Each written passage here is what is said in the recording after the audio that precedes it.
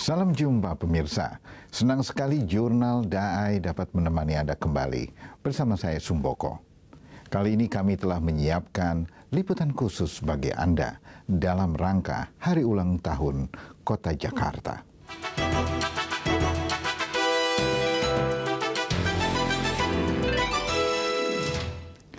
Kota Jakarta memiliki sejumlah cerita.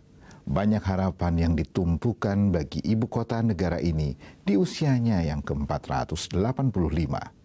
Segala harapan itu terkait dengan sejumlah permasalahan, antara lain mengenai air bersih, pencemaran udara, banjir, dan kemacetan.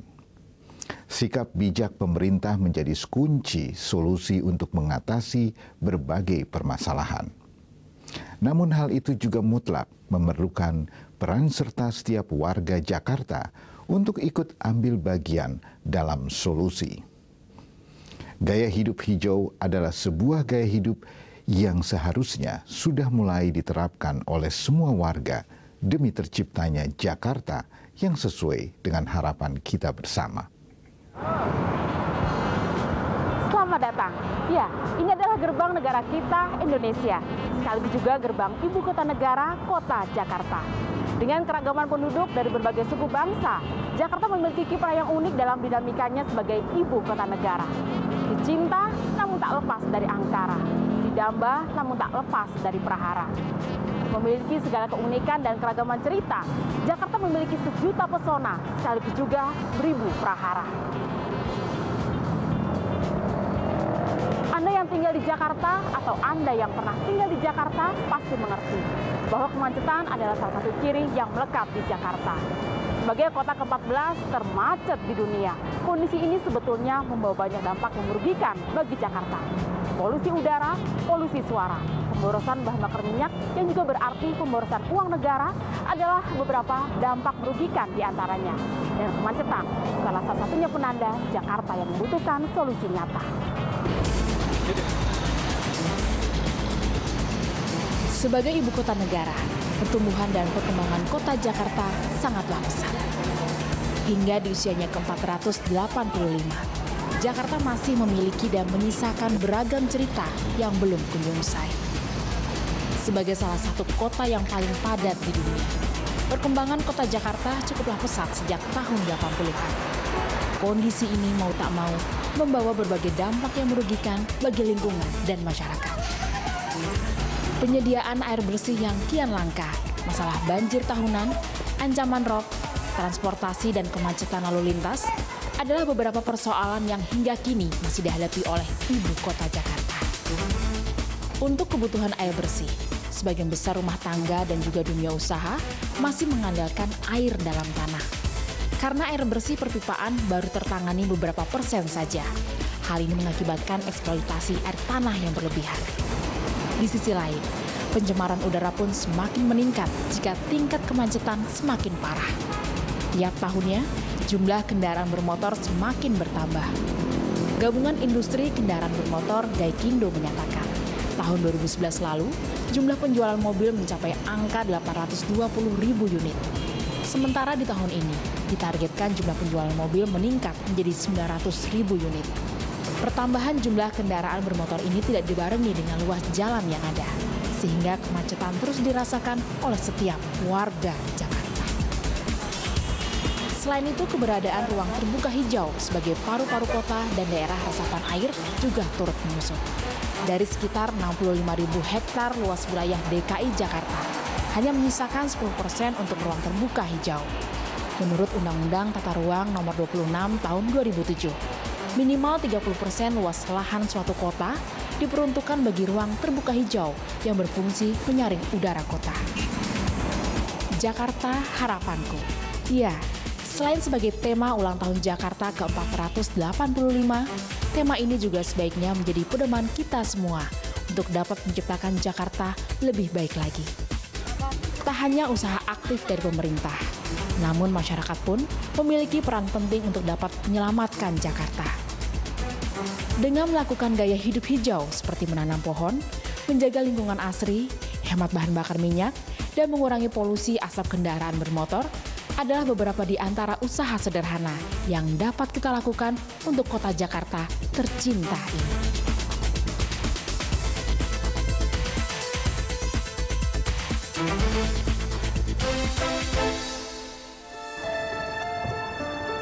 Pemirsa, saat ini saya berada di daerah Tanah Tinggi, Jakarta Pusat. Ya, Jakarta tidak hanya menawarkan sejuta gemerlap, tetapi juga memberikan kenyataan hidup yang berbeda 180 derajat dari yang diimpikan sebagian besar penduduknya. Tingkat perekonomian yang berbeda-beda, satu sisi menimbulkan kesenjangan sosial. Tingkat pendidikan masyarakat yang berbeda, di satu sisi menimbulkan ketidakmerataan kesempatan kerja. Disinilah dibutuhkan kepedulian satu sama lain. Pergeseran nilai budaya dan toleransi ke arah kepentingan diri sendiri membuat kesenjangan yang ada semakin lebar. Sudah saatnya kita kembali merefleksi. Apakah kita telah cukup memberi kasih dan kepedulian bagi sesama?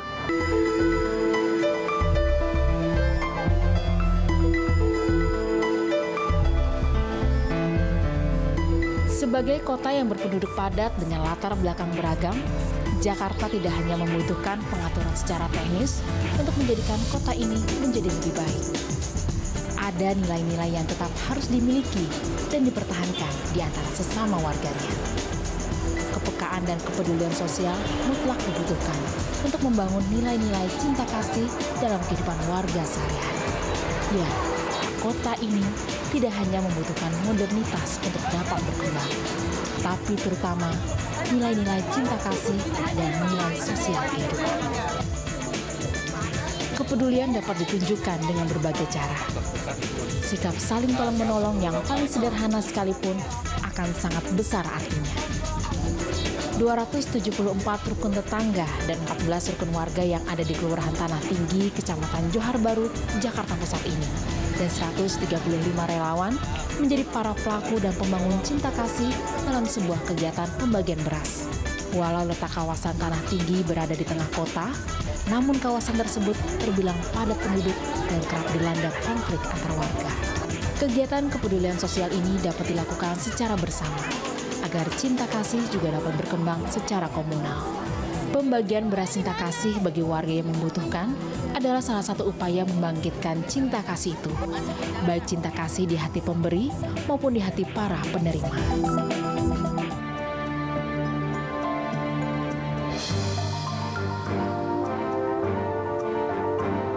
Pemirsa, melihat berbagai tantangan di Jakarta ini yang membutuhkan solusi nyata, tampaknya hal ini dapat menjadi pekerjaan rumah yang cukup panjang bagi calon gubernur Jakarta yang akan datang. Ya, kesungguhan melayani masyarakat adalah salah satu prasyarat yang sepertinya perlu dimiliki setiap calon pemimpin kota ini. Bagi Anda warga Jakarta, semoga kesempatan pilkada 11 Juli yang akan datang adalah salah satu wujud peran Anda sekalian dalam membangun wajah ibu kota yang lebih baik.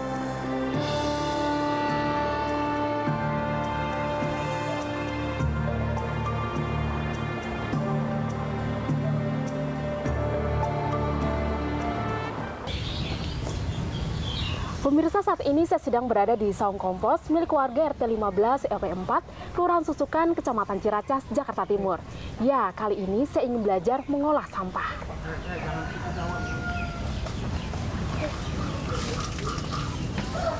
Assalamualaikum. Waalaikumsalam. Dengan Pak Maman ya? Betul. Pak Maman, saya Ai dari Dai TV. Pak Maman, saya mendengar tentang saung kompos ini. Nah, saung kompos ini berdiri sejak kapan ya Pak Maman? Berdirinya 2006. 2006. Terus kegiatan yang ada di sini apa aja nih Pak Maman? Di sini diantara dua kegiatan, satu pengolahan sampah organik, kedua daur ulang bungkus kopi yang dikerjakan di Oh, berarti di sini diantaranya ada dua kegiatan, pengolahan kompos sama daur ulang dari bungkus kopi. Nah, kemudian sampah-sampahnya dari mana aja nih Pak Maman? sampahnya dari warga masyarakat sekitar kita. Oke. Berarti di dalam itu pengolahan komposnya. Betul. Boleh saya lihat ke dalam nggak Pak? Boleh, silakan.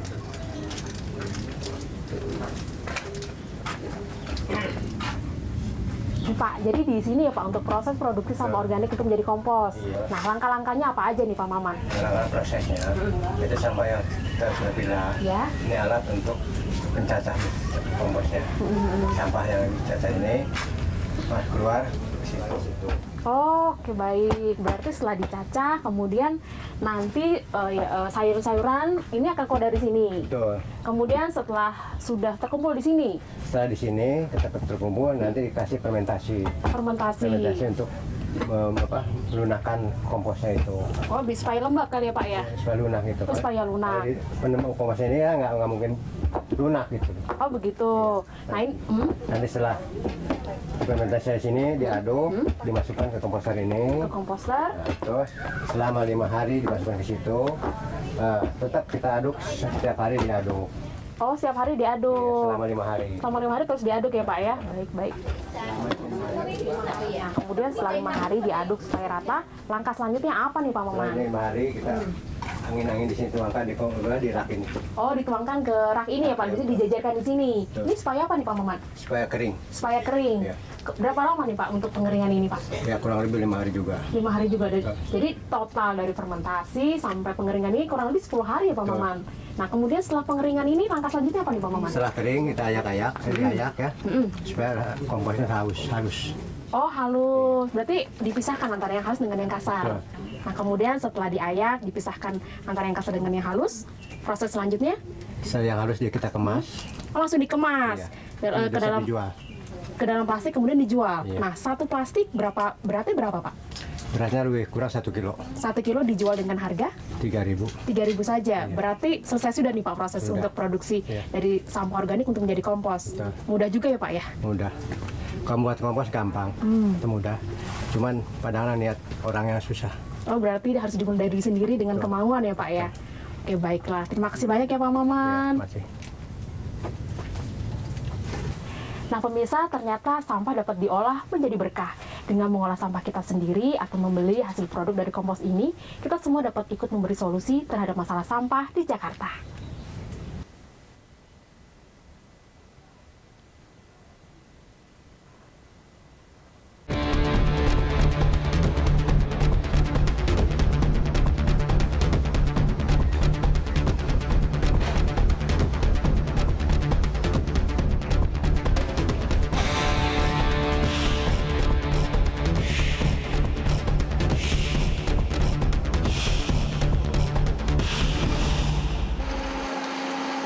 Sampah yang dihasilkan masyarakat Jakarta setiap hari bisa mencapai lebih dari 6.500 ton.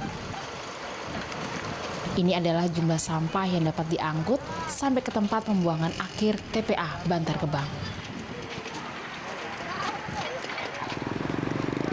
Tidak terhitung yang belum dapat diangkut atau masih teronggok di sudut-sudut kota. Dapat dibayangkan, produksi sampah sebanyak itu tentu akan menimbulkan masalah besar bagi kita semua. Karenanya, mengurangi dan mengolah sampah adalah suatu hal yang sewajarnya menjadi kewajiban kita bersama. Data Dinas Kebersihan DKI Jakarta menunjukkan, lebih dari 55% sampah yang dihasilkan penduduk Jakarta adalah sampah organik. Sampah ini sebetulnya dapat diolah menjadi kompos. Sementara sampah non-organik mencapai lebih dari 44%. Sampah non-organik terbanyak adalah sampah kertas dan sampah plastik.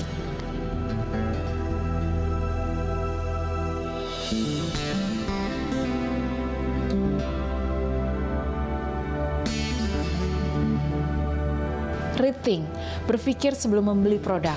Reduce, mengurangi bertambahnya sampah. Reuse, menggunakan kembali suatu barang sampai fungsi maksimal. Dan recycle, mendaur ulang sampah adalah langkah penting yang harus mulai dilakukan.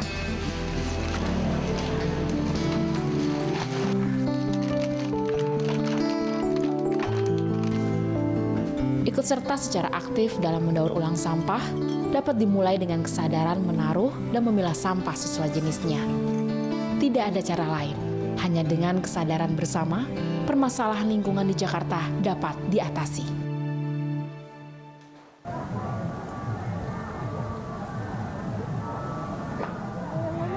Pemirsa, setelah melihat kondisi ibu kota dengan permasalahannya, kita tahu bahwa kita semua punya kewajiban dalam menjaga kota ini. Dengan mengolah sampah, kita dapat mengurangi masalah sampah. Memang hal ini pun perlu dukungan dari pemerintah. Karenanya gunakan hak Anda pada Pilkada 11 Juli nanti untuk memilih pemimpin yang betul-betul bijak. Sampah yang diolah tidak hanya mendatangkan berkah, tapi juga membuat lingkungan kita tetap indah.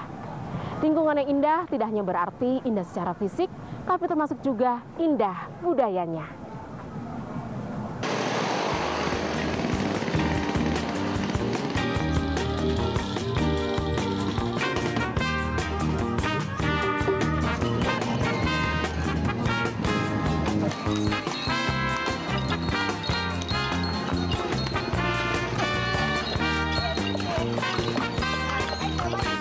Perkampungan budaya Betawi Setu Babakan di wilayah Srengseng Sawah, Jakarta Selatan ini didirikan sejak tahun 2001. Dengan luas 289 hektar, perkampungan ini didirikan untuk melestarikan dan mengembangkan budaya asli Betawi.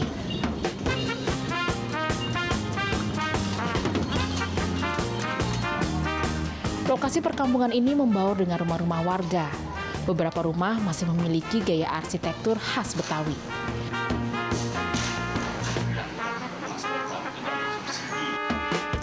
Perkampungan ini memiliki potensi wisata budaya, wisata argo atau tanaman pertanian, dan wisata air yaitu Setu Babakan dan Setu Mangga Bolong.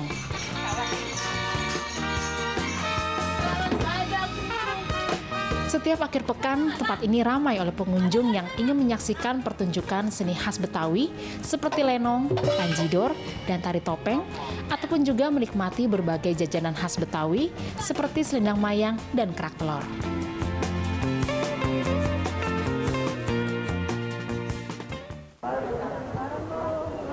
Pemirsa, sekarang saya berada di Setu Babakan, salah satu perkampungan khas Betawi yang dipertahankan di wilayah Jakarta.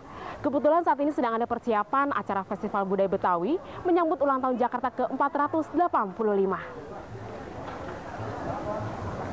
Assalamualaikum. Waalaikumsalam. Apa kabar Bang Indra? Tungguin ya Bang, maklum ya Bang, Jakarta macet. Ya, mudah-mudahan besok agak lagi deh. Ya, janji ya Bang? Sadar. Nah, kita perlu sadar bareng-bareng deh tuh. Gimana kabarnya Bang? Baik, sehat aja nih. Sama kan sehat aja. Alhamdulillah. Sibuk nggak Bang? Sibuk apa nih? Lumayan nih hari-hari kita lagi rada sibuk emang ya, karena kebenaran kita lagi ngeramein nyambut ulang tahun Jakarta 485. 2 Juni nanti ya? Iya, ada pergelaran-pergelaran kesenian biar meriahin itu tempat ya, rame orang-orang datang kenal sama budayanya. Kenal budayanya dan Betawi. Nih Bang Indra, sebagai perkampungan khas Betawi nih, Setu Babakan kan dipertahankan untuk melestarikan lingkungan dan budaya Betawi nih. Betul begitu nih Bang Indra? Bener banget. Jadi emang ada tanggung jawab, ada kepengenan kita nih rame-rame orang Betawi sama yang lainnya, biar apa karakteristik kota Jakarta kagak hilang dari budaya ibu kandungnya budaya Betawi. Nah di tempat ini kita kepengen nih perkampungan budaya Betawi, melestariin budaya Betawi yang statis, yang dinamis katanya begitu ya. Ini bisa jalan terus, kagak boleh berhenti, nggak ada waktu sampai kapan? Ya sampai habisnya nih dunia kali ini ya. Iya, kita jagain terus, kita kembangin terus biar anak cucu kita nggak kematian obor budaya. Maksudnya begitu kira-kira. Nah apa aja nih Bang yang dilakukan untuk melestarikan lingkungan dan budaya Betawi ini Bang Indra? Kalau di sini kita bicara masalah budaya kan macam-macam tuh, ya, entah itu kesenian atau segala macamnya. Ada yang sifatnya mentah ya, untuk dia latihan segala macam kesenian, seni musik, seni tari lainnya. Ada juga yang sifatnya matang. Pergelaran kita tampilin dalam kerangka apa? Ngelestariin dan mengembangin. Oh betul. Gitu. Dan masyarakatnya juga. Masyarakat juga kita ajak paham, ngerti sama budayanya sendiri, sehingga timbul rasa cinta di sini. Yang kemarin jati diri bangsa katanya udah hampir hilang. Luntur ya Bang? Luntur, ayo kita celup lagi deh tuh, ya. Dicelupin lagi supaya mendalami lagi nih. Celong lagi. Jadi emang benar-benar ada bagian di hati yang tulus buat nyintain, ngembangin budayanya sendiri. Di hatinya yang di Jakarta. Gitu. Nah apa aja nih Bang tantangannya? Kalau bicara tantangan sebenarnya banyak kok. Ya, jadi ada tantangan dari luar, ada juga yang dari dalam sendiri. Nah, tantangan dari dalamnya itu males aja rasanya, kagak mau, kagak peduliin. Bagusan budaya yang ini gitu. Nah dari luar kan pengaruh global nih emang banyak. Gitu. Jadi kalau budaya barat ya Bang? Dari barat, timur apa segala macam itu yang kita anggap kurang baik ya untuk budaya-budaya lokal kita. Jadi kearifan lokal jadi hilang. Ini kan masalah buat kita. Betul. Nah kalau sekarang kita udah kagak peduli, mau kapan lagi? Mau nungguin hilang? Atau Aduh, mau jangan diambil dong, orang Bang, dulu, jangan baru kita marah-marah. dong. Iya, mumpung nih lagi ada kesempatan, jalanin yuk prosesnya buat melestariin budaya kita. Nah, jadi penghargaan budaya itu harus dimulai dari diri sendiri ya, Bang. Benar, dari Dan diri sendiri, ajak keluarga, ajak yang lain, sebatas yang kita mampu. dan ini juga merupakan tanggung jawab bersama Tanggung agar budaya jawab Betawi, bersama. budaya Betawi tetap lestari beserta nilai-nilainya ya, Bang. Benar, apalagi kan Pemda, pemerintah nasional aja udah ngeluar itu Undang-Undang 29 tahun 2007 kan cakep Iya. banget tuh. Budaya Betawi dilestariin, dikembangin di kampungnya ya. Oh, iya. Budaya yang lain kagak diusir, budaya yang lain dijaga. Itu udah cakep banget. Kalau aja itu dijalanin serius, emang kebutuhannya untuk budaya, Bang Indra jamin deh budaya kita bakal lestari. Berarti jaga dan lestari bakal cantik banget di Jakarta, Bakal Bang. cantik, makin kinclong, kita berharap begitu deh. Ada nilai budaya, bukan hanya kota niaga, dagang yang metropolitan. Mewah segala mewah macam segala ya. macam. Tapi kita jangan lupa, ada kearifan lokal yang kudu kita Harus jaga. Itu yang penting, Bang Indra. Itu yang penting. Aduh, Bang Indra, makasih banyak penjelasan Bang Gitu. Indra.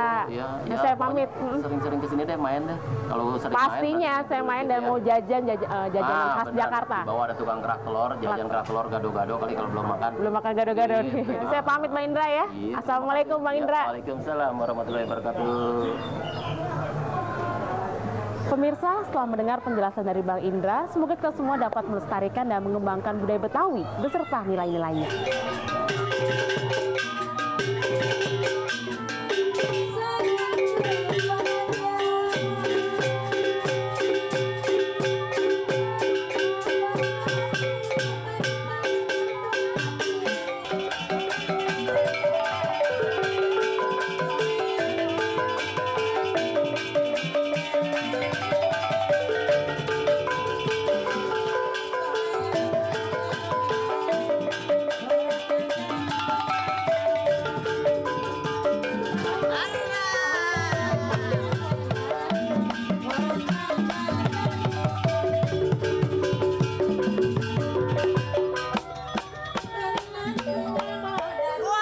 Pemirsa, setelah seharian berkeliling Jakarta, kini tiba saatnya saya untuk menikmati makanan khas Betawi, yaitu salah satunya kerak telur yang saya mau makan ini.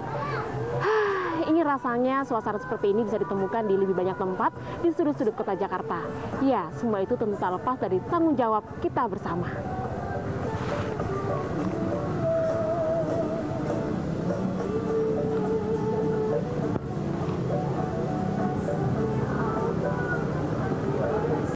Jakarta harapanku, Jakarta harapan kita semua. Tidak ada cara lain selain kita semua turut bersumbangsih menjadikan kota ini menjadi tempat yang lebih layak dan penuh cinta kasih. Jadikanlah hidup penuh makna, karena setiap peristiwa mengukir sejarah. Jika Anda memiliki saran atau kritik, silahkan kirimkan email ke jurnal.dai@daitv.co.id atau melalui SMS dengan format JDI spasi nama saran dan kritik Anda, lalu kirim ke nomor 0852 8580 8559. Akhirnya, saya Sumboko mewakili seluruh kerabat kerja Jurnal DAI mengucapkan terima kasih atas perhatian Anda. Sampai jumpa.